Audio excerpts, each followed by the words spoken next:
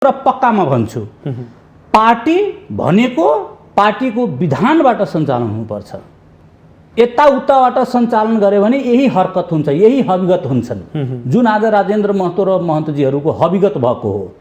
यो पार्टी भनेको विधि प्रक्रिया र पार्टीको धाराबाट निर्देशित सिद्धान्तबाट चले, संस्थागत निर्णयबाट चल्नुपर्छ। पार्टीको निर्देशित सिद्धान्तमा सर्वसम्मति, अल्पमत बहुमतको निर्देशित धारा हुन्छन्, उपधारा हुन्छन्। कुनै पनि कुराको निर्णयार्थ सर्वसम्मतिबाट हुन्छ, सर्वसम्मतिबाट नहुन सकेको खण्डमा अल्पमत र बहुमतको व्यवस्था गरेको हुन्छ र बहुमतको निर्णयलाई अल्पमतले सहर्ष स्वीकार गर्ने वैधानिक व्याख्या हुन्छन्। उसको उमेरमा मोहन ठाकुरले फर्जी गर्नुभयो, हामीले आशा थिएन।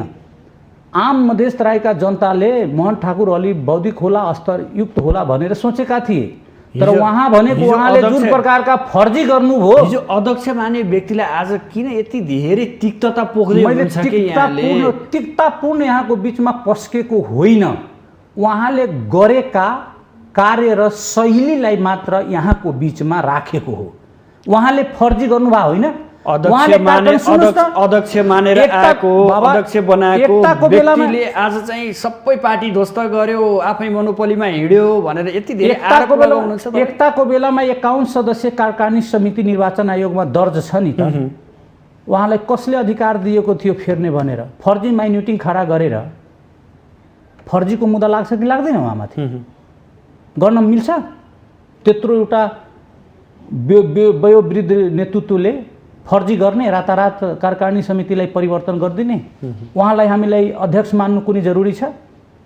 जसले यस्तो कालखण्डमा फर्जी कार्य गरे, फर्जी गरेर रातारात जिल्ला तहका हुनेहरूलाई कार्यकारिणी समितिमा राखे, उहाँलाई हामीले अध्यक्ष भनेर उहाँहरू फर्केर आयो भने अध्यक्ष नमान्ने? अब मलाई के भनिदिनु भने, फर्जी गर्नेलाई अध्यक्ष मान दिनुपर्ने कुनै आवश्यकता छ, कुनै बाध्यता छन् के? हामीले हतकडी लगाइदिन्छ मानिनु भने? ऊ फर्जी गरिरहन्छ वयोवृद्ध भएर। जिल्ला सदस्यमा हुनेहरूलाई कार्यकारिणी समिति बनाएर निर्वाचन आयोगमा दस्तावेज प्रस्तुत गर्नेलाई के हामीले अध्यक्ष मान दिनुपर्ने बाध्यता छ? हामीले गल्ती गर्यौँ, हामी पार्टीमै आउँछौँ, फर्किन्छौँ भन्यो भने के गर्ने त? उसो भए अब नमान्ने उहाँलाई नेता नमान्ने? नेतृत्व पङ्क्तिले उहाँहरूले प्रष्टताका साथ एक प्रकारले सन्देश पनि दिनुभएको छ। सार्वजनिक रूपमा, खुला रूपमा हामीबाट गल्ती भयो, हामी आत्मआलोचना गर्दैछौँ, यस प्रकारले आयो भने सोच्न सकिन्छ, सोच्न सकिन्छ मात्रै सोच्नै सकिन्छ। गर्ने नगर्ने कुरा भनेको कार्यकारिणी समितिले निर्णय गर्छ नै, सोच्न सकिनेछ मात्र। आजको दिनसम्म सोच्न मात्रै सकिन्छ मात्रै, किनभने उहाँहरूको आवधताले भोलिका दिन कस्तो रहला भन्ने हामीलाई चिन्ता हुन लागेको छ। ओलीको तनाशाही व्यवस्थाको अन्त हुनुपर्छ, विधिको शासन स्थापित हुनुपर्छ र एउटा सङ्घीय लोकतान्त्रिक गणतन्त्र जीवन्त रहनुपर्छ भन्ने सोचका साथ हामीले गठबन्धन बनाएको हो। नेपाली कङ्ग्रेस, नेकपा माओवादी, नेकपा एमालेका माधव नेपाल पक्षधर र जनता समाजवादी पार्टी र राष्ट्रिय जनमोर्चाका। यो भनेको ओलीको एकतन्त्रीय व्यवस्था, हठवादिता, विधिको शासनलाई ध्वस्त पार्ने र प्रतिगमनलाई मल जर्मनेको विरोधको यो गठबन्धन हो, जसको श्रेय यी गठबन्धनका नेताहरूलाई जान्छ। यसो भन्दै गर्दा जसपा पनि त ओली नेतृत्वको सरकारमा सहभागी भएकै हो नि, अझैसम्म पार्टी एक छ। त्यो हाम्रो कुनै वैधानिक र नीतिगत निर्णयबाट भएको होइन।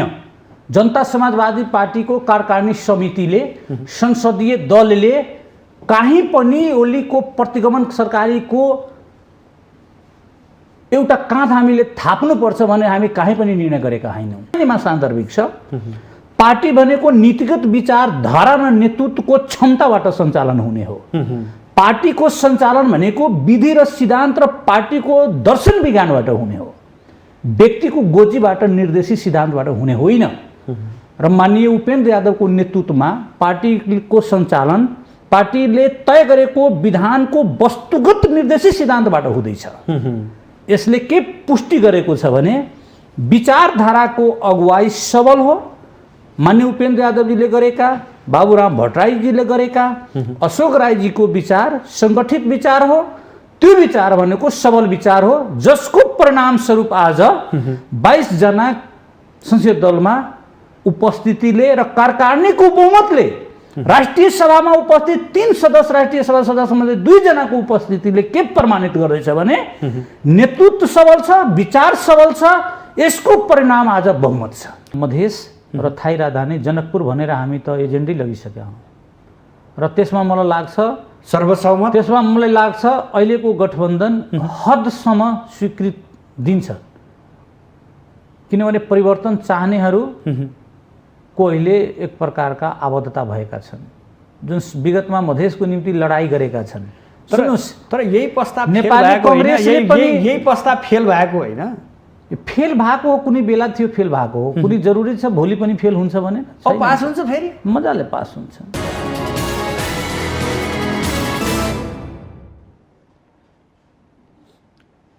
आदरणीय दर्शकबिन नमस्कार। आजको सन्दर्भ कार्यक्रममा यहाँहरूलाई हार्दिक स्वागत छ। म सुदर्शन आचार्य। दर्शकबिन, आजको सन्दर्भमा आज हामी योगेन्द्र राय यादवलाई स्टुडियोमा निम्त्याएका छौँ। उहाँ राज्य मन्त्री हुनुहुन्छ, भूमि व्यवस्था, कृषि तथा सहकारीको प्रदेश नम्बर 2 का राज्य मन्त्री हुनुहुन्छ, साथसाथै जनता समाजवादी पार्टीका केन्द्रीय सदस्य पनि हुनुहुन्छ। आज हामी समग्र जनता समाजवादी पार्टीभित्र देखिएको अन्योलका विषयमा कुराकानी गर्नेछौँ। सँगसँगै प्रधानमन्त्री शेरबहादुर देउवालाई विश्वासको मत दिँदै गर्दा जसपा भित्रको 2 खेमा एक भएर अगाडि बढेको अवस्था, यसले पार्टीमा कस्तो सन्देश दिएको छ कि फेरि पार्टी मिलनबिन्दुमै फर्किने हो, आम चासोको प्रश्न बनिरहेको छ। साथसाथै उहाँलाई प्रदेश नम्बर 2 का केही घटनाक्रम, प्रदेश नम्बर 2 का सरकारका गतिविधि र उहाँले सम्हाल्दै आएको भूमि व्यवस्था, कृषि तथा सहकारी मन्त्रालयको बारेमा पनि हामी जानकारी लिने प्रयास गर्नेछौँ। सर्वप्रथम उहाँलाई स्वागत गरौँ। स्वागत छ सर यहाँलाई माउन्टेन टेलिभिजनमा। धन्यवाद। निकै रोचक दृश्यहरू नेपाली राजनीतिमा देखिरहेका छन्। यसै बिचमा प्रधानमन्त्री शेरबहादुर देउवालाई जसपाले सग्लो रूपमा नै विश्वासको मत दियो। यद्यपि अझै पार्टी के हुन्छ भन्ने अन्योलमै छ।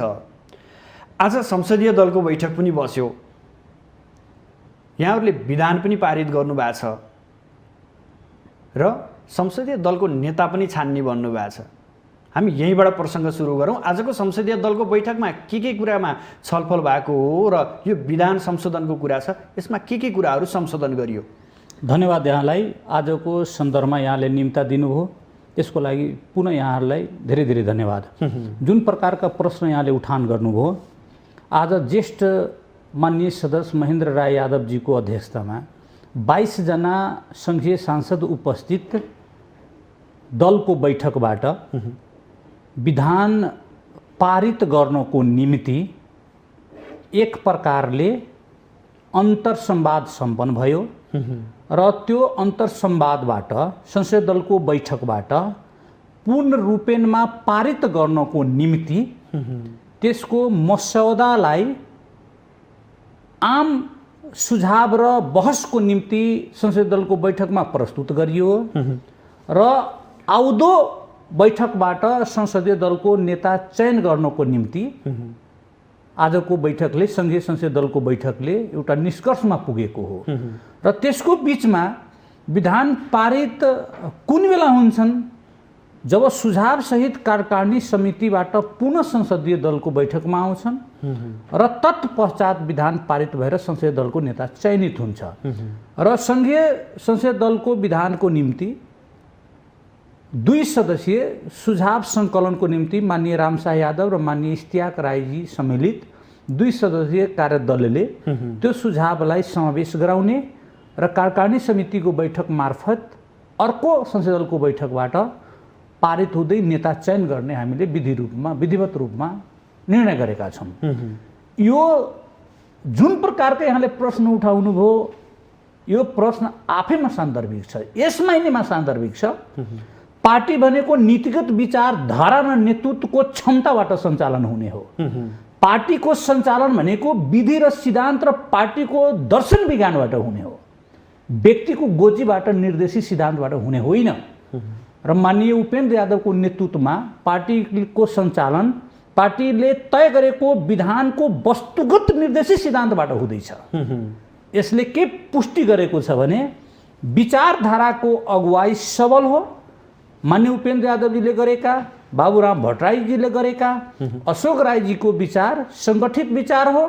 त्यो विचार भनेको सबल विचार हो, जसको परिणामस्वरूप आज 22 जना संसदीय दलमा उपस्थितिले र कार्यकारिणीको बहुमतले राष्ट्रिय सभामा उपस्थित 3 सदस्य राष्ट्रिय सभा सदस्यमध्ये 2 जनाको उपस्थितिले के प्रमाणित गर्दैछ भने नेतृत्व सबल छ, विचार सबल छ, यसको परिणाम आज बहुमत छ। योभन्दा कतै दुविधा हामीले लिनु पर्दैन। आजको बैठकमा समग्र जसपा त उपस्थित भएन, यानि कि महन्त ठाकुरहरूको पक्ष उहाँहरूका सांसदहरू उपस्थित हुनु भएन।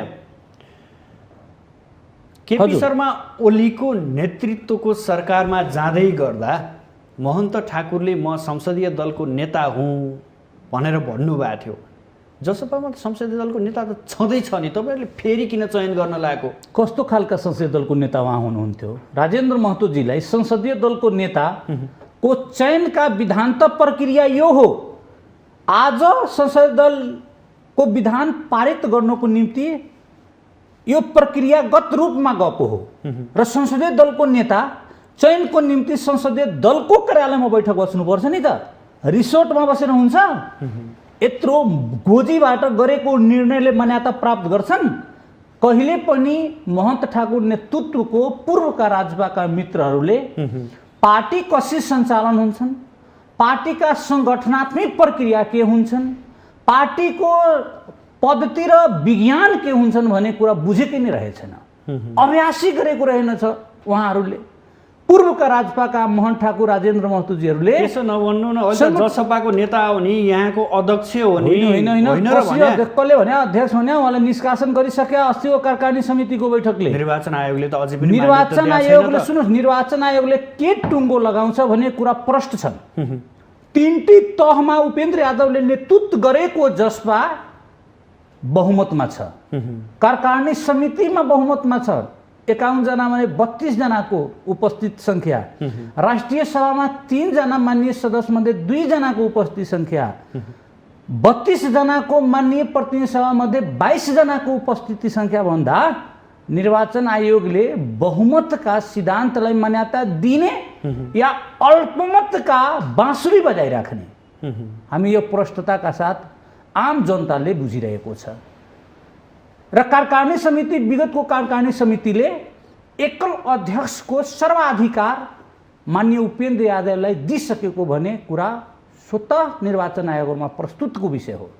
आजको यो संसदीय दलको बैठक बस्दै गर्दा सबै सांसदहरूलाई निम्ता दिनुभयो होइन? यहाँहरूले खबर गर्नुभयो होइन? बिल्कुलै गरे, किन नगर्नु? संसदीय दल भनेको त समग्र जसपाको संसदीय दल हो र जसपाको संसदीय दलमा निम्ता पश्चात जसलाई योसँग सम्बन्ध छन्, जसले विधिका शासनलाई स्वीकार गर्न आत्मलेउलाई स्वीकृति दिएको छ उहाँको हो, जसले विधि र पद्धतिभन्दा बाहिरमा गएर अदृश्य शक्तिको हरकतबाट उत्तेजित भएर गर्ने पात्रले काहीँ सङ्गठनात्मक प्रक्रियालाई स्वीकार गर्छ। उहाँहरू किन आउनु भएन?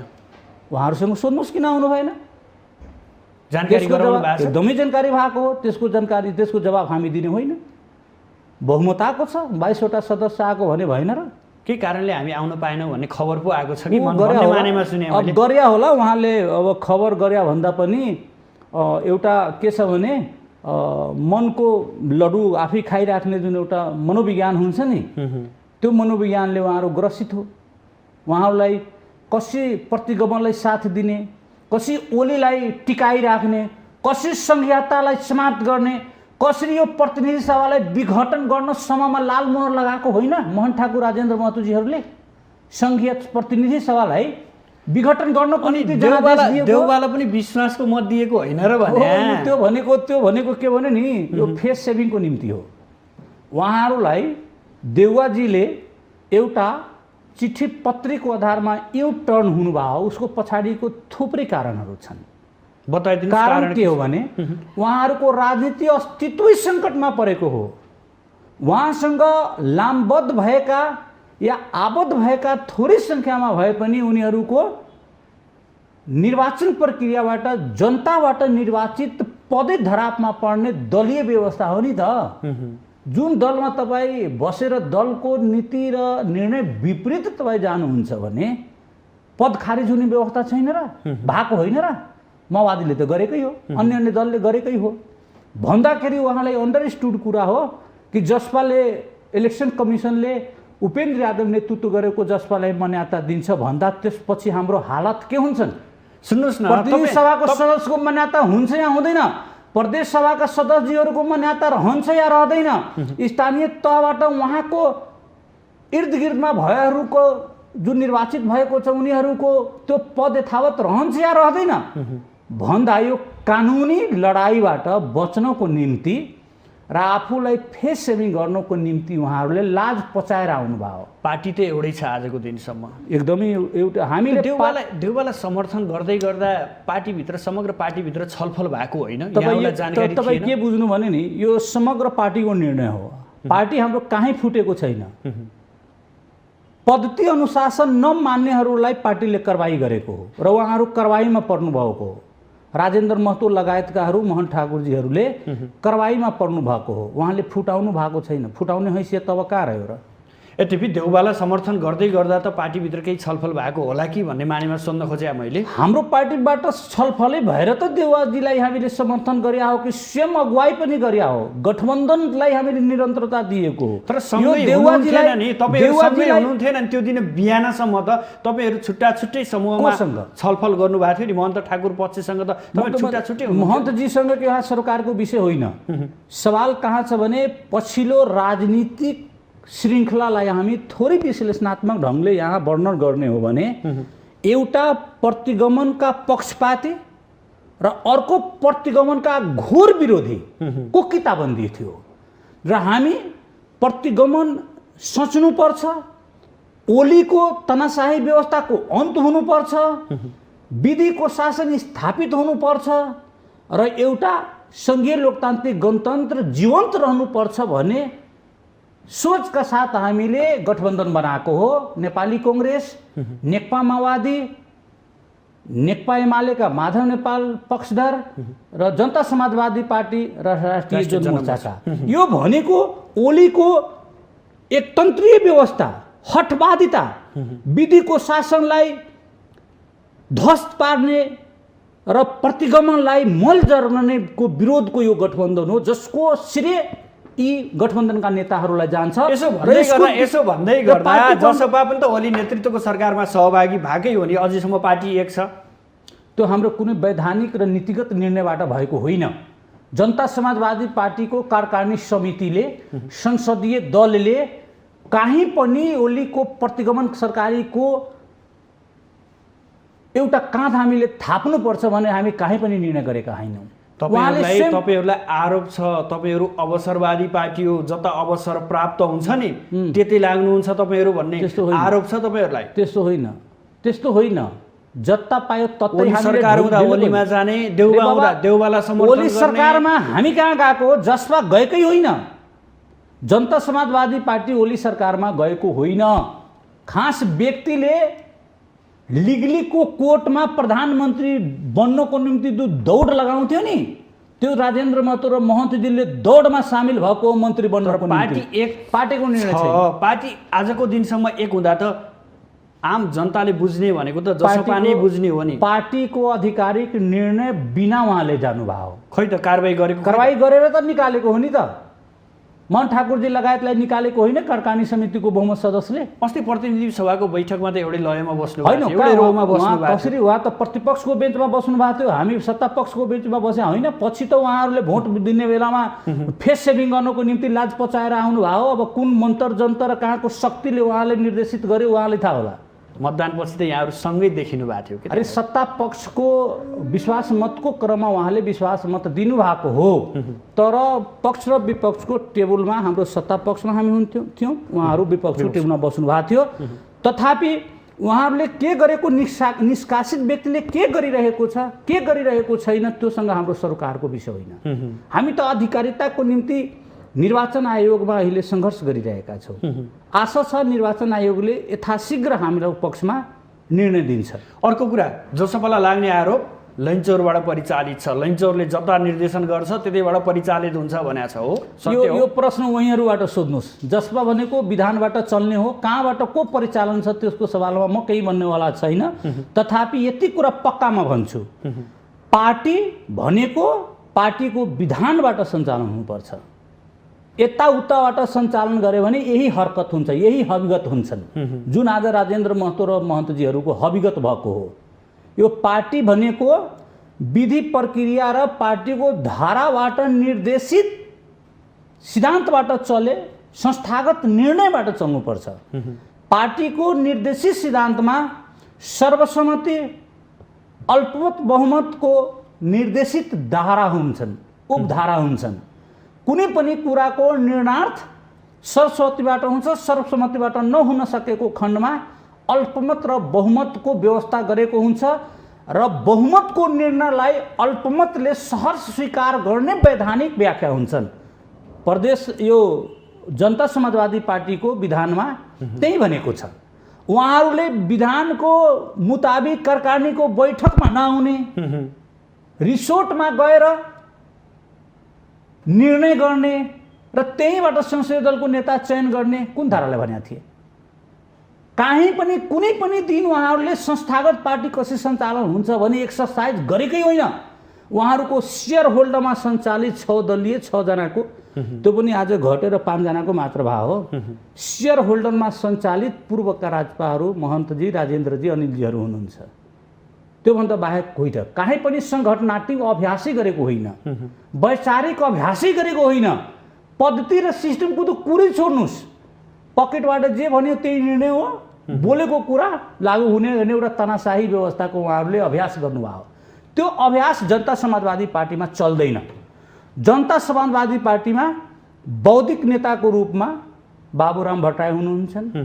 एउटा सङ्घीयता र मधेस विद्रोहबाट जनजाति आदिवासीको निम्ति सामाजिक रूपान्तरण र सङ्घीय व्यवस्थाको निम्ति सङ्घर्षबाट आएका सङ्घर्षशील बौद्धिक नेता उपेन्द्र यादवजी हुनुहुन्छन् र जनजातिका एउटा ठुलो पक्षधर पहिचानवादी नेता अशोकजी हुनुहुन्छ। यहाँहरूको वैचारिक बहसले यो पार्टी निर्माण भइरहेको छ र यो पार्टीको मूल निर्माणको श्रेय यहाँहरूमा जान्छ, जुन वैचारिक रूपमा अगाडि बढ्दैछ। व्यक्तिभन्दा पनि विचार त्यहाँ संस्थागत भइरहेको छ। कतिपयले के ठान्दो रहेछ भने पूर्वका मोहनजी लगायतहरूले व्यक्तिभन्दा विधानभन्दा व्यक्ति बलियो भने उहाँहरूको अभ्यास। हाम्रो अभ्यास के हो भने व्यक्तिभन्दा पार्टीको विधान बलियो। उहाँ विधानभन्दा व्यक्ति बलियो, हामी व्यक्तिभन्दा पार्टीको पद्धति बलियो भनेर संस्थागत गर्न गइरहेका छौँ। यही फरक छ। अहिलेको उपेन्द्र यादवले नेतृत्व गरेको जसपा र त्यसबाट विद्रोह भन्नुहोस् या अल्गियोको भन्नुहोस् या सङ्घर्षरत गएका मोहन ठाकुरजीको जसपा बिचको अन्तर यही हो। साँच्चै तपाईँहरूको विधि विधान बलियो भएरै हो त्यतिखेर? बिल्कुल भयो। ठाकुर पक्षमा गएका सांसदहरू त धमाधम फेरि फर्केर तपाईँहरू पक्ष आउँदै हुनुहुन्छ। अब हेर्नुहोस् न, कारण यही हो। त्यही उहाँहरूले बुझ्नु भएको छ, उहाँले बुझेर फर्किनु भएको छ। उहाँहरूको हरकत, उहाँहरूको जुन एउटा सञ्चालन गर्ने जुन तरिका, जुन एउटा सोच हो, चिन्तन हो, त्यो चिन्तनले स्वतः यतातिर कि मन्त्री बनाइदिन्छु आऊ भनेर यहाँहरूले फकाएर बोलाउनु भएको त होइन नि? होइन, कहाँ कसलाई फकाएर बोलाउने मन्त्री बनाउनको निम्ति? असन्तुष्टि थियो नि त्यति बेला। देउवा सरकार भनेको देउवाजी मात्र अहिलेको आवश्यकता भन्दा पनि समग्र देशको अवस्था हो। देउवा नेतृत्वको गठबन्धन मात्र देउवाजी आवश्यकता होइन, समग्र देउवाको नेतृत्वको गठबन्धन अहिले यो देशलाई आवश्यकता हो। किनभने जुन प्रकारका ओलीको मन परितन्त्र एउटा हावी भइरहेको थियो, काहीँ न काहीँ सङ्घीय लोकतान्त्रिक गणतन्त्र सङ्कटमा थियो। यो व्यवस्था नै धराप हुने स्थिति थियो, प्रादेशिक संरचना नै सखाप हुने स्थिति थियो। एउटा तनाशाही व्यवस्थाको काहीँ न काहीँ एउटा ठुलो डिजाइन भइरहेको थिए। एउटा ठुलो भयङ्कर म्यापिङ हुँदै थियो जो समग्र यो विधानलाई नै समाप्त गर्ने र एउटा अर्कै प्रकारका विधानलाई लागू गर्ने भन्ने दृष्टि सङ्कुलको शक्ति केन्द्र कहाँ थियो? यो शक्ति केन्द्र कहाँ थियो भन्दा पनि नेपालबाटै उब्जिया हो कि अथवा बाहिरी शक्ति केन्द्र? यो नेपाल यसो भन्दै गर्दा यो पनि त बताउनु आवश्यक छ। होइन, मैले कसलाई के भन्नु भन्दा पनि म यति जरुर यहाँहरूको बिचमा भन्न चाहन्छु कि पार्टी सञ्चालनका मेकानिजम निहित विधानमा हुन्छन्। कतैबाट निर्देशित भएर सञ्चालित पार्टीले समग्र रूपमा जनताको मन जित्न सक्दैन। र यो कहाँबाट कसले गर्यो के गर्यो भन्दा काहीँ न काहीँ सङ्घीय लोकतान्त्रिक गणतन्त्रप्रति एउटा ठुलो आक्रमण हुने स्थिति थियो जुन जोगिएको छ अहिले। त्यही भएर यो गठबन्धन यो कालसम्म मात्र होइन, अबको 17 महिनासम्म मात्र होइन, त्यसपछिको पनि चुनावमा यो गठबन्धन निरन्तरता पाउनुपर्छ। तपाईँले भन्नुभयो कि र यसमा यो गठबन्धन निर्माणमा ठुलो भूमिका माननीय उपेन्द्र यादवको छन्, प्रचण्डजीको हो, माधव नेपालजीको हो।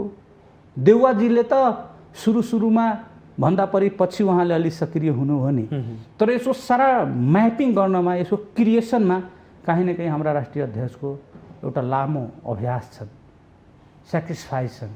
त्यही भएर यो गठबन्धनले सङ्घीय लोकतान्त्रिक गणतन्त्रलाई संस्थागत दिन्छन्, झन् थप बलियो पार्छन्।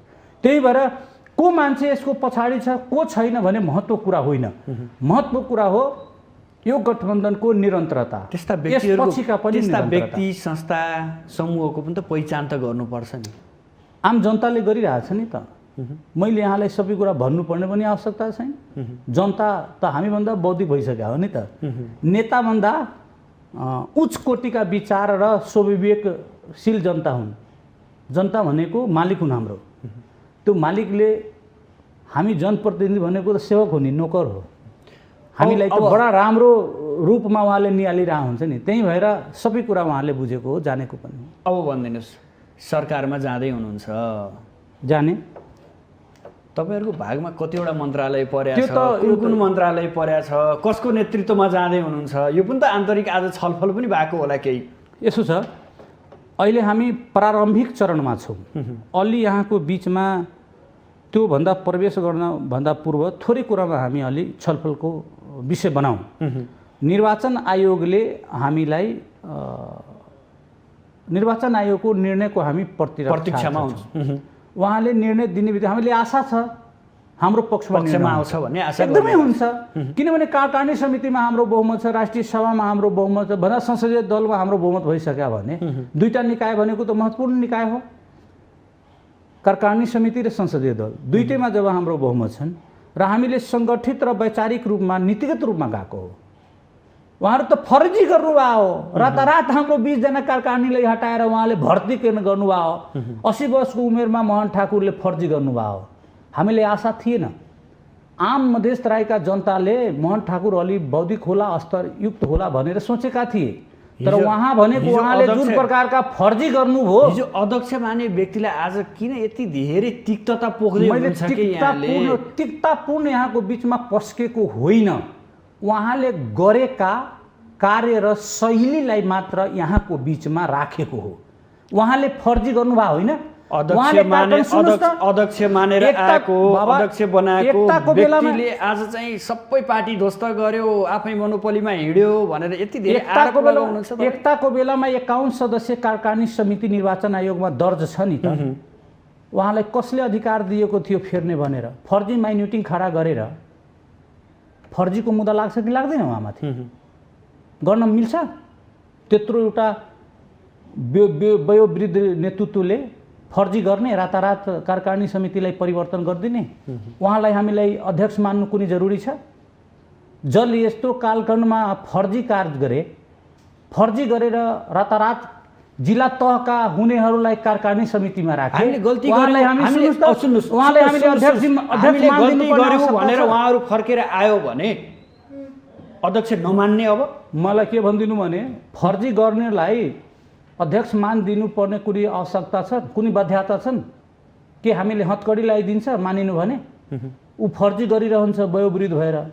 जिल्ला सदस्यमा हुनेहरूलाई कार्यकारिणी समिति बनाएर निर्वाचन आयोगमा दस्तावेज प्रस्तुत गर्नेलाई के हामीले अध्यक्ष मानिदिनु पर्ने अनि बाध्यता छ? हामीले गल्ती गऱ्यौँ, हामी पार्टीमै आउँछौँ, फर्किन्छौँ भन्यो भने के गर्ने त उसो भए? अब नमान्ने उहाँलाई नेता नमान्ने? नेतृत्व पङ्क्तिले उहाँहरूले प्रष्टताका साथ एक प्रकारले सन्देश पनि दिनुभएको छ।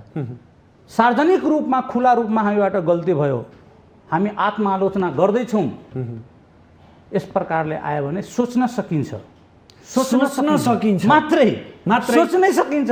गर्ने नगर्ने कुरा भनेको कार्यकारिणी समितिले निर्णय गर्छ नै, सोच्न सकिनेछ मात्र। आजको दिनसम्म सोच्न मात्रै सकिन्छ मात्रै, किनभने उहाँहरूको आवद्धताले भोलिका दिन कस्तो रहला भन्ने हामीलाई चिन्ता हुन लागेको छ। त्यही भएर सार्वजनिक रूपमा आत्मालोचना गर्न सकेमा यसलाई सोचनीय विषय बन्न सक्छ, त्यो पनि छलफलको विषय बन्ला कार्यकारिणी समितिमा, के गर्ने नगर्ने भनेर। नभए आजको दिनसम्म छैन त्यो कुरा, कुनै त्यस्तो छैन।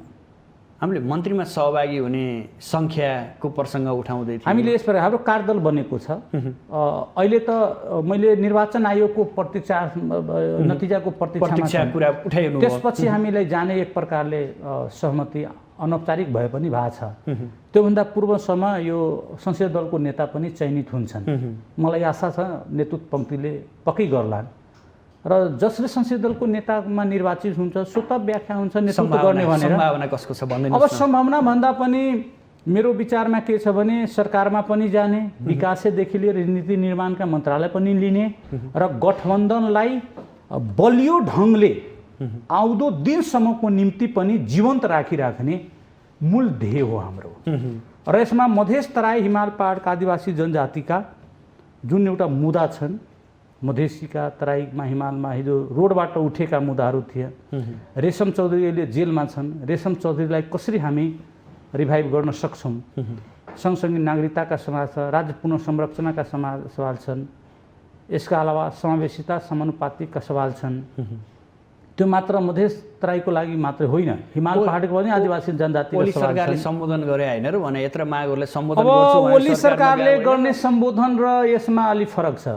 ओलीजीले त के गर्नुहुन्थ्यो, के गर्नुहुन्थ्यो, उहाँको मुखमा बोलेका सबै कुरा लागु हुन्थ्यो भने त कति प्रतिशत लागु हो भने हेर्नु हो नि त, कति प्रतिशत लागु हो? त्यही सहमति भयो भनेर तपाईँहरूका साथीहरू उहाँ मन्त्रालयमा पुग्नुभयो, मन्त्री ठिक छ। उहाँलाई त्यही त भने हाम्रो साथी भन्दा पनि अब उहाँलाई त्यसैको हतार थियो नि त। एकदमै सत्ताको ट्रेन जुन हुन्छ नि, ट्रेन छुटिरहेको थियो। पर्खिन उहाँहरूले आत्माले मानेन नि त, व्यग्रता भयो। यसको नतिजा सबैले हेरे नि त। हामी सबैले के भन्न खोजेको भने संसदीय दलले नेतृत्व पनि चयन गर्ला, त्यस पश्चात सरकारमा नेतृत्वको जिम्मेवारीतामा आधारमा त्यो सहभागिता। उपेन्द्र यादव नै बन्नुहुन्छ भन्ने गाईगुईहरू बाहिर सुनिएको छ, यसमा सत्यता कतिको छ? एकदमै किन नबन्नु, उहाँमा त उहाँ संसदीय दलको हाम्रो पार्टी अध्यक्ष हुनुहुन्छ, विगतमा त्यत्रोको अनुभव प्राप्त व्यक्तित्व हुनुहुन्छ। आजसम्म उहाँको नेतृत्वमा यहाँसम्म हामी पुगेका हौँ। अब बाबुराम भट्टराईजी भनेको त प्राइम मिनिस्टर भइसक्यो मान्छे, उहाँलाई त जाने कुरै आएन।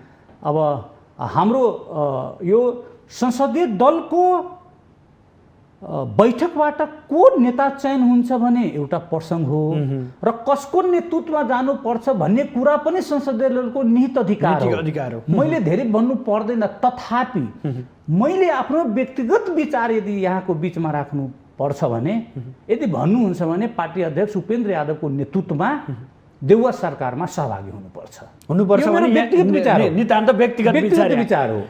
म हुन त म पार्टीको पनि नेता हो, एउटा प्रदेशको हाम्रो जिम्मेवारीता पनि हो, र यो संसदीय दलले भोलि के गर्ला नगर्ला भने एउटा अनसिन पार्ट हो, उसको अनसिन पार्ट हो नि त।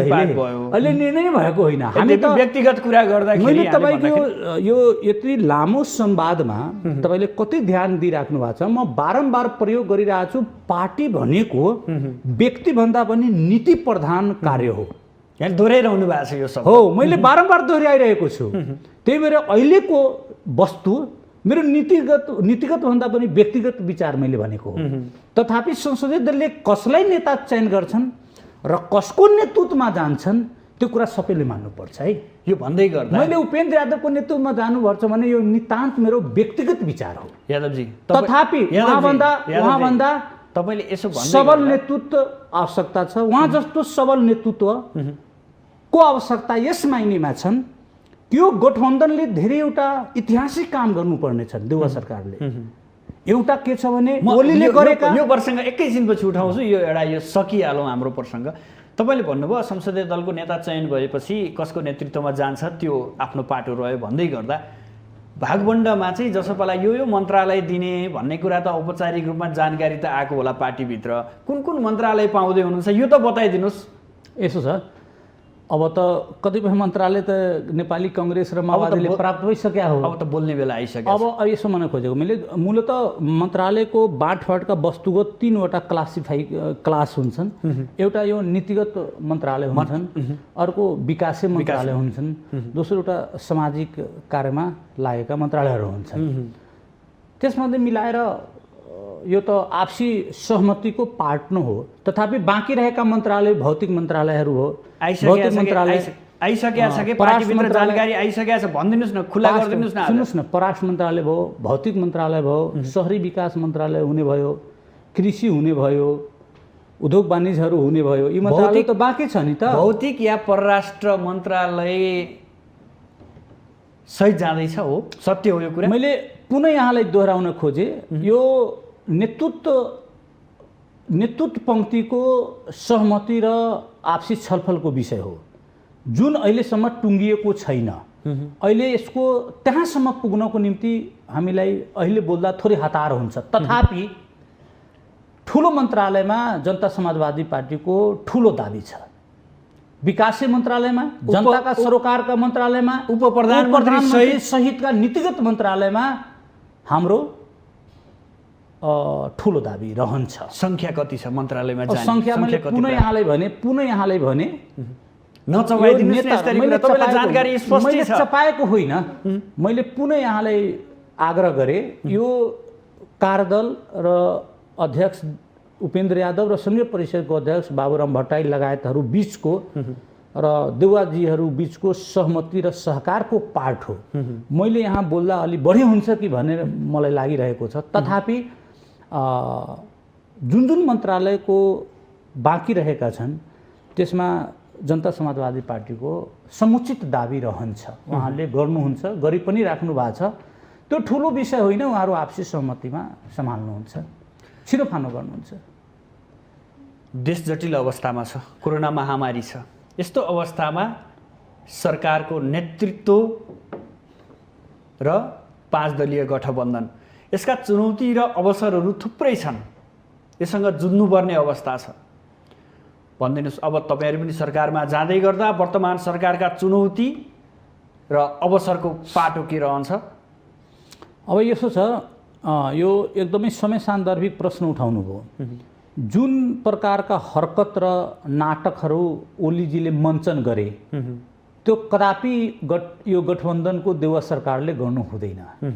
उहाँहरूको जुन प्रकारका एउटा हिटलरशाही शैली, एकदम सम्भ्रान्त र सामन्तवादी कार्य प्रणाली, सत्ता सञ्चालनका आसेपासेहरूको अभिव्यक्ति र जनताप्रति उत्तरदायित्व नभएर कर्कार्ता र व्यक्तिप्रतिको उत्तरदायी, महँगी उत्की बढावा र कोरोनालाई हल्का रूपमा लिइराख्ने जुन समग्र संसारको अहिले पेन्डेमिक प्रब्लम हो, यसलाई नेपालले कसरी थेग्न सक्छन् भन्ने कुरामा एउटा ठोस नीति निर्माण गर्न सकेका थिएन ओलीजीले। अब यो समग्र कोरोनालाई कसरी व्यवस्थापन गर्ने र कसरी नियन्त्रण गर्ने, व्यवस्थापन भन्दा नियन्त्रण कसरी गर्ने, किनभने यो भनेको विभिन्न भेरिएन्टहरू आइराख्ने प्रक्रिया न हो र महँगी उत्की बढेको छ। जनताको शान्ति सुरक्षा सँगसँगै आउँदो दिनमा स्थानीय तह र प्रादेशिक तह, सङ्घीय तहको निर्वाचन गर्नुपर्ने पनि यो सरकारको चुनौतीहरू छन्। भन्दाखेरि जनताका सरोकारका सवाल, महँगी भ्रष्टाचारलाई नियन्त्रण गर्ने कुरा, कोरोनालाई निस्तेज गर्ने र आम सरोकारका सवालमा र गठबन्धनलाई जीवन्त राख्ने यी चुनौतीहरू छन्। यो चुनौतीलाई सहज रूपमा देउवा गभर्नमेन्टले लग्छन् र यसमा रहेका घटकहरू पनि एक अर्कासँग अन्तर्संवाद गरेर मलाई लाग्छ बलियोपन बनाउँछन्, एक भएर अगाडि बढ्छन्। त्यसमा कहीँ दुविधा छैन। यो गठबन्धन मैले भने नि यो गठबन्धन लामो समयसम्म जाने गठबन्धन हो। आजैको आजै भत्किने गठबन्धन होइन। जाला र भने एउटा प्रजातन्त्रको विचारधारा बोक्ने एउटा कम्युनिस्ट विचारधारा बोक्नेको एउटा गठबन्धन घटक मिलेर बनेको छ। यो लामो समयसम्म जान्छ भन्ने यहाँले अपेक्षा गरिरहनु भएको छ अझै किन छैन? आखिर त यो सबै एउटा एकतन्त्रीय व्यवस्थाको विरोधकै घटक हो नि त। आखिर एकतन्त्रीय व्यवस्था राजतन्त्रीय व्यवस्थाको विरोधको घटक हो यो। नेकपा एमालेबाट छुटिएका माधव नेपालजीले एउटा लामो इतिहास बोक्नु भएको छ। नेपाली काङ्ग्रेसले प्रजातन्त्रको निम्ति लामो लडाइँ लड्नु भएको छ। माओवादीले सङ्घीय लोकतन्त्र गणतन्त्रको निम्ति त्यत्रो शङ्खनाद गर्नुभयो हो। मधेसी जनअधिकार फोरम नेपाल त्यस बेलाका तत्कालीन अहिलेका जनता समाजवादी पार्टी सङ्घीयताको निम्ति यतिसम्मको शहादत प्राप्त गरेका छन् भन्दा सङ्घीय लोकतन्त्र गणतन्त्रका तीनटै वस्तुको सार र भाव दुईटै बोकेका पात्रहरूको एउटा साझा मञ्च हो। मैले यही भन्न खोजेँ कि सबैतिरबाट कसरी नजीवन्त रहने सबैतिरबाट आएको व्यक्ति एउटा चौबाटोमा भेट भएको छ। यसमा राजावादी छैन, तानाशाहवादहरू छैनन्, हिटलर शाहहरू छैन। यसमा त्यसो हुँदा पनि यो गठबन्धन बलियो हुन्छ यहाँले भन्न खोजे। सङ्घीय लोकतन्त्र संघीयताका पक्षधर पनि छन्, लोकतन्त्रवादी छन्, संघीयतावादी छन्, गणतन्त्रवादीहरू छन्। भन्दाखेरि परिवर्तन चाहनेहरू र क्रान्ति गरेकाहरूको ठुलो प्लेटफर्म आज यो गठबन्धन हो। त्यही भएर यसलाई दीर्घकालीनसम्म लग्नुपर्छ भन्ने मेरो मान्यता हो। आवश्यकता यहाँले त्यो देख्नुभयो? आवश्यकता देखिएको छ। यसमा कहीँ लपन छपन छैन। अब हामी प्रदेश 2 तर्फ लागौँ, जहाँको एउटा राज्य मन्त्रीको जिम्मेवारीमा यहाँ हुनुहुन्छ। करिबन सबै प्रदेशहरूले नाम र राजधानी प्रदेश राजधानी टुङ्गो लगाइसके, अझ पनि तपाईँहरू अन्यलमा हुनुहुन्छ। यद्यपि तपाईँहरू के भन्नुहुन्छ भने अहिले त कङ्ग्रेस पनि सत्तामा आयो, प्रदेश 2 मा माओवादी केन्द्र पनि सत्तामा आयो, हामी बलियो भए छौँ भन्नुहुन्छ। तर नाम राजधानीको मुद्दा टुङ्ग्याउन सक्नु भएको छैन। होइन, यो कहिले टुङ्गिन्छ? यो चाँडै टुङ्गिन्छन्। अहिले त्यहाँको पनि गठबन्धन एउटा प्रोपर साइजमा आएको छ। प्रदेश 2 को पनि सत्ता गठबन्धन एउटा ठुलो आकार लिएको छ र 2/3 मेजोरिटी चाहियो नामाकरण र थाई राजधानीको निम्ति। पछिल्लो कालखण्डमा हामीले प्रयास पनि गर्या, 2-2 चोटि हामीले भोटिङ मार्फत 2/3 पुर्याउन प्रयास गरे, तर सकेनौँ। हामीले त सरकारको तर्फबाट थाई राजधानी र नामाकरणको त बजाबतै प्रस्तावै लग्या हो नि त, तर 2/3 हामीले पुर्याउन सकेनौँ। आश्वासन त पाइयो, तर अन्ततः परिणाममा त हामीले विफल भयौँ। अब त्यहाँ पनि प्रजातन्त्रका सङ्घर्ष गरेका काङ्ग्रेस, गणतन्त्रका निम्ति लडेका माओवादी केन्द्र र सङ्घीयताको निम्ति लडेका जसपाको तीनटै घटकको गठबन्धन त्यहाँ छ र यसले प्रष्ट बहुमतका साथ सँगसँगै नेकपा एमालेका माधवजीहरूको पनि हामीसँगको आबद्धता छन्। यो यतिसम्मको घटकहरूको गठबन्धनले कानुनगत रूपमा चाहिएका 2/3 को बहुमतलाई भोलिको दिनमा मिट गर्न सक्ने प्रबल सम्भावना छ। कति समय लाग्ला? अब यो अधिवेशन सम्पन्न भएको छ। अबको पछि यो श्रावण पछिका हामी भदौमा हुने चालु अधिवेशनबाट सदनको सुरुवात सँगै हामी प्रस्तावको रूपमा थाई राजधानी र नामाकरणको एजेन्डा लग्छौँ। अब यहाँले हुन्छ यसपालि पास हुन्छ। हामी यसै कार्यकालभरिमा थाई राजधानी र नामको टुङ्गो लगाउँछौँ, दिन्छौँ हामी। यहाँलाई मैले ठ्याक्कै नाम र राजधानी सोधेँ भने यहाँलाई अप्ठ्यारो पर्ला, जनताले विरोध गर्ला? अप्ठ्यारो कुनै छैन। हाम्रो पारित हुने सम्भावना भनेको लालबाबु राउत नेतृत्वको गठबन्धनले या लालबाबु राउत नेतृत्वले या मुख्यमन्त्रीको सोच र विवेकले त्यो प्रदेशको नाम मधेस र थाई राजधानी जनकपुर भनेर हामी त एजेन्डै लगिसकेका हौँ र त्यसमा मलाई लाग्छ सर्वसम्मत अहिलेको गठबन्धन हदसम्म स्वीकृत दिन्छ। किनभने परिवर्तन चाहनेहरूको अहिले एक प्रकारका आबद्धता भएका छन्। जुन विगतमा मधेसको निम्ति लडाइँ गरेका छन्। तर यही प्रस्ताव नेपाली कांग्रेसले पनि यही प्रस्ताव फेल भएको होइन। यो फेल भएको हो, कुनै बेला थियो फेल भएको हो, कुनै जरुरी छ भोलि पनि फेल हुन्छ भने पास हुन्छ, फेरि मजाले पास हुन्छ। किन पास हुन्छ भने हिजोको दिनमा त्यही कुरा रुचाइएन, आज त्यही रुचाइन्छ भन्ने छ र। किन पास हुन्छ भने जसपाको एजेन्डा त छँदैछ। नेकपा माओवादी त झन् मधेस प्रदेश थिएन, मधेस मुक्ति मोर्चा थिएन र विगतको कालखण्डमा जातीय र पहिचानको आधारमा उहाँहरूले मुक्तिको कुरा गर्नुभएको होइन र। मधेसी राष्ट्रिय मुक्ति मोर्चा, नेवार राष्ट्रिय मुक्ति मोर्चा, यो थारूहान राष्ट्रिय मधेसी मुक्ति मोर्चा, त जसले मधेस राष्ट्रिय मुक्ति मोर्चाको सङ्गठित रूपै दिया थिए उहाँलाई त पक्कै मधेस अपाच्य हुँदैन भन्दा अब तेस्रो घटक रह्यो नेपाली कांग्रेस। नेपाली कांग्रेसको यो कोर्स करेक्सन गर्ने यही बेला हो। कुनै बेला होइन, आज पनि उर्वर भूमिको रूपमा नेपाली कांग्रेसलाई मधेस तराईले साथ दिएको हो भन्दा मधेससँग उहाँहरूको तिक्तता के को निम्ति त? मधेस भने किन नपाच्य हुने? मधेसले यतिसम्मको जीवन्तता दिएको पार्टीले मधेस शब्दबाट यदि कुनै प्रकारले विभेद गर्छन् या अन्याय गर्छन् भने यो कुनै पनि पारामा कुनै पनि हिसाबले उदारवाद नीति नै होइन। र मलाई विश्वास छ अहिलेको परिवर्तित बेलामा नेपाली कांग्रेसका पनि साथीहरूमा यो चेतना भन्दा पनि सोचको विकास भएको छ। त्यही भएर उहाँहरू विवाद गर्नुहुन्न। यही बिचमा मैले प्रसङ्ग जोड्न चाहेँ। यहाँले भन्नुभयो धेरैको कर्मभूमि मधेस रह्यो। हजुर, तर अझै पनि कमजोर प्रदेश दुई नै छ। त्यहाँका नागरिकहरूलाई हेर्ने हो भने अन्य प्रदेशको तुलनामा गरिबी, अशिक्षाका कुराहरू यावत छ। तपाईहरूले 2 नम्बर प्रदेशका नागरिकको लागि काम गर्ने कि राजनीतिको लागि मात्रै काम गर्ने, यहाँहरूमाथि बारम्बार प्रश्न उठ्छ कि यो होइन। यहाँले बडा सान्दर्भिक पुनः प्रश्न उठाउनु भयो। राजनीतिक भन्दा पनि समग्र समृद्धिको पनि कुरा हामीले गर्नुपर्छ र प्रदेशमा दुईले गरिरहेको पनि छ। अब यहाँलाई ज्ञात होला यो भुखमरी, गरिबी, भौतिक पूर्वाधारको अभाव, भ्रष्टाचार, आगजनी, प्राकृतिक विपदा यो आजको मात्र समस्या होइन। वर्षैदेखि यो देशले, मुलुकले, प्रदेशले भोगिरहेको समस्या। मैले भने नि विगतका नेताहरूले पनि त्यही भजाएर खान्थे। मैले भन्दैछु म आउँदैछु यहाँको प्रश्नको उत्तरमा। हामीले त्योभन्दा थोरै मोडिफाइड भएका छौँ।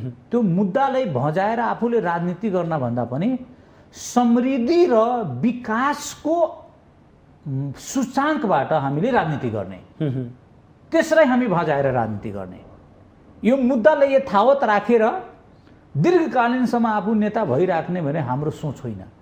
हामी त्यहाँको समग्र जनताको समृद्धि, विकास, स्वास्थ्य, शिक्षा, रोजगारका जुन प्रसङ्ग छन् त्यसलाई हामीले विकास गरेर विकासको सवालमा हामी राजनीति गर्ने र प्रदेशमा दुईले अभावको बिचमा पनि, सुन्दिनुहोस् हाम्रो कुरा, अभावको बिचमा पनि हामीले जनताको बिचमा गएको हो, उहाँहरूको अभावलाई पुरा गर्न प्रयत्न गरेको हो। तथापि हामीले उहाँले जतिको आवश्यक हामीले दिन सकेका छैनौँ, यो पनि कुरा हामी मान्छौँ।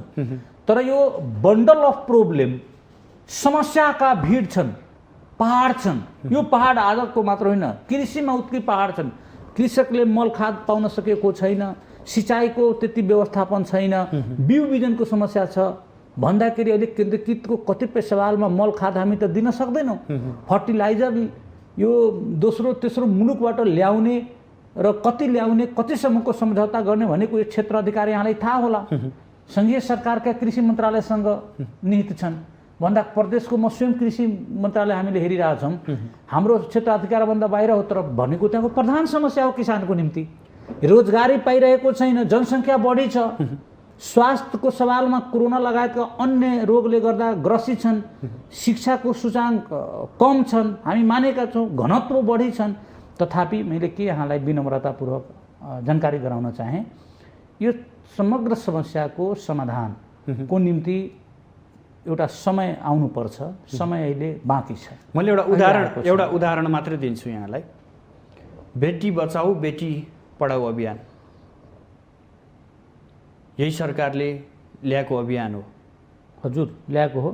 खोइ त अहिले त स्थगित छ। कसरी स्थगित छन्? बेटी बचाऊ बेटी पढाउमा के स्थगित छन्? यो छोरी बिमा स्थगनको कुरा गर्नुभयो होला। तपाईँले हेरिराख्नुहोस्, बेटी बचाऊ बेटी पढाऊ, मुख्यमन्त्री बेटी बचाऊ बेटी पढाऊ अभियानले एउटा ठुलो मनोक्रान्ति लागेको छ मधेस तराईकोमा। तराई मधेसका छोरीहरूको हालात यहाँलाई जानकारी होला।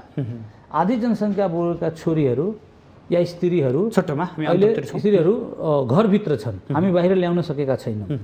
उहाँहरूलाई साइकल वितरण गरेर उहाँले मनोवैज्ञानिक रूपमा उहाँलाई बुलन्द गर्न खोजेको हो, परिवर्तन गर्न खोजेको हो। छोरी बिमा अभियान प्राविधिक रूपमा अहिले स्थगन भएको छ, त्यसको समाधान सरकारले खोज्दैछ। 18% दलित र 12% मुस्लिम, 18% दलित र 12% मुस्लिम भन्दा 30% समुदाय अहिले स्कुलभन्दा बाहिर छन्, जान पाएको छैन। उहाँको निम्ति दलित सशक्तिकरण विधेयक आयोग छन्। मुस्लिमको निम्ति समग्र रूपमा चेतना र उहाँसँग हुने विभेदलाई समानता रूपले कसरी हेर्ने भनेर हामीले शुभारम्भ गरेका छौँ। 50% को आरक्षण महिलाको निम्ति नीतिगत रूपमा हामीले पारित गरेका छौँ महिलाको सवालमा। तर कार्यान्वयनमा चुक्छौँ के भएको छ। अहिले लोकसेवा प्रादेशिक लोकसेवाले निकालेका यो भर्ना सम्बन्धीको सूचनामा तपाईँ हेर्न सक्नुहुन्छ। नीतिगत रूपमा त्यही कुरा आएको छ छोरीहरूको निम्ति भन्दा हामी कहीँ टाढा छैनौँ, गर्छौँ हामी। धेरै प्रसङ्गहरू थिए उठाउनु पर्ने, 2 नम्बर प्रदेशका यावत समस्याहरूलाई उजागर गर्नुपर्ने थिए। यद्यपि हाम्रो निर्धारित समय सकिएको छ। अर्को कुनै बसाइमा यहाँसँग थप छलफल गर्नेछौँ। यहाँसम्म आइदिनु भयो, आफ्नो महत्त्वपूर्ण विचार र महत्त्वपूर्ण समय हामीलाई प्रदान गरिदिनु भयो, यसका लागि यहाँलाई विशेष आभार। धन्यवाद। यहाँलाई बोलाउनु भएकोमा धेरै धेरै धन्यवाद। आदरणीय दर्शकबिन, आज हामी खास गरेर नेपालको पछिल्लो राजनीतिक घटनाक्रम, वर्तमान सरकारमा जसपाको भूमिका र जसपाको आन्तरिक विवादमा केन्द्रित रह्यौँ भने प्रदेश 2 सरकारका कुराहरू पनि जोड्यौँ र त्यहाँका गतिविधिहरू पनि संक्षिप्तमा निकाल्ने प्रयास गऱ्यौँ। यसका लागि आज हाम्रो स्टुडियोमा हुनुहुन्थ्यो योगेन्द्र राय यादव, जो प्रदेश 2 को भूमि व्यवस्था, कृषि तथा राज्य मन्त्री हुनुहुन्छ। साथसाथै उहाँ जसपाको केन्द्रीय सदस्य पनि हुनुहुन्थ्यो। भोलि नयाँ विषयवस्तु र नयाँ अतिथिका साथ उपस्थित हुनेछु। आजलाई भने बिदा दिनुहोस्। नमस्कार।